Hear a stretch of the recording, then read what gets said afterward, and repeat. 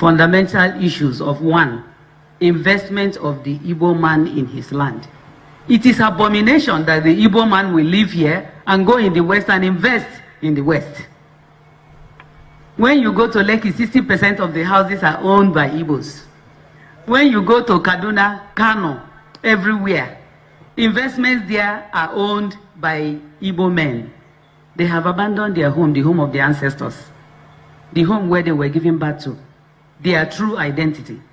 Nobody did that to you. You must solve that yourself by divesting your interest and investing in your homeland.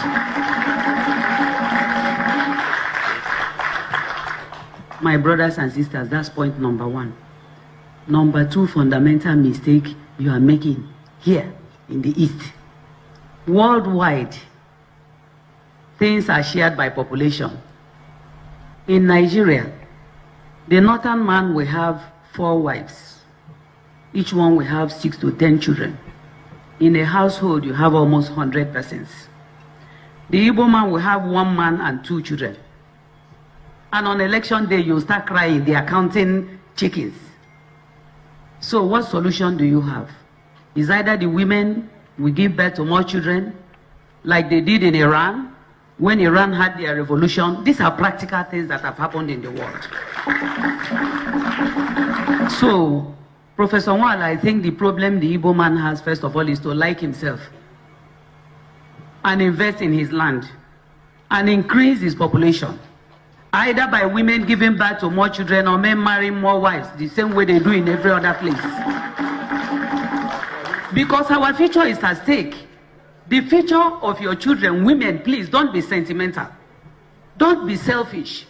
The future of your children is at stake. So, in Yelonweyaka, by continuing with the dogma of me, my wife, and 2 children, it's abomination and it must stop.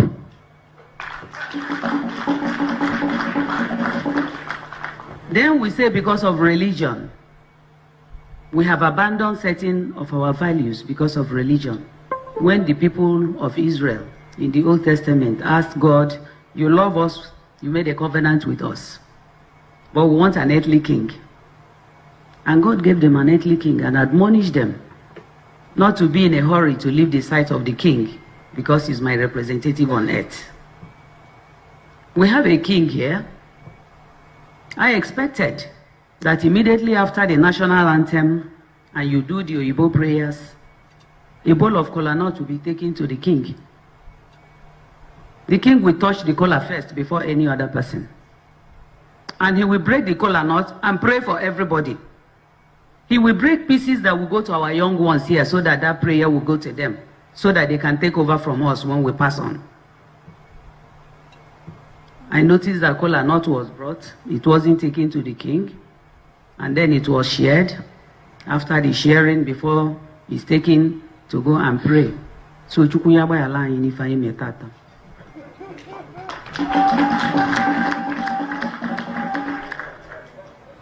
My dear brothers and sisters, I said earlier that we are in Anioma the most cultured in Nigeria, with due respect to all of you and the Hausas and Fulani and others.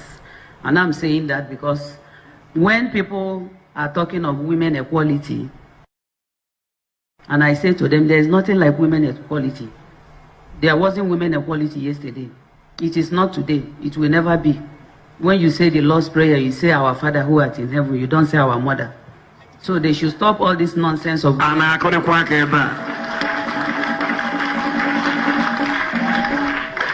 is nothing like that. It's not God's intention. Equality is not God's intention. God's intention is for woman to actualize her purpose in creation. So where is man failing? Man is failing in the Igbo land because he has refused to give woman space to actualize her purpose in creation. Is there any reason why a woman in the East cannot inherit from her father who delivered her? They do so in the West. They do so in Benin, where I spent decades. It is changed on paper. It hasn't changed practically. It has changed on paper. I spoke to Muslim friends of mine when I was in England decades ago. And in Islam, a woman inherits from the father.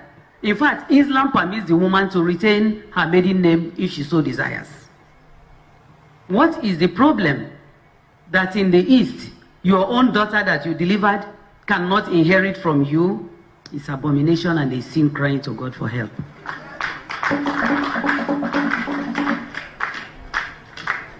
Is there any reason why communities in the East, like I suggested years ago, cannot crown mothers in their communities? The way my forefathers in Anioma decided that there will be a stool for a woman. My community has a traditional ruler. He is in charge of men and male youths and the land. Myself as the Omo, I'm in charge of women, female youths, and the markets, and custodian of our ancestral shrine. And I'm very proud that I serve God through tradition. They kept this seat and decided that the man should have his palace. The woman should also have her own palace. So the traditional ruler has his palace, and I also have mine. He has his chiefs, I have my own chiefs. However, the chiefs of the traditional ruler are superior because man is first. That's the way our forefathers kept it in Anioma land, from Asaba to Abo. In all the communities, there is an Omu, there is a traditional ruler. Each one is given his role to play because God is not a fool by creating woman. Business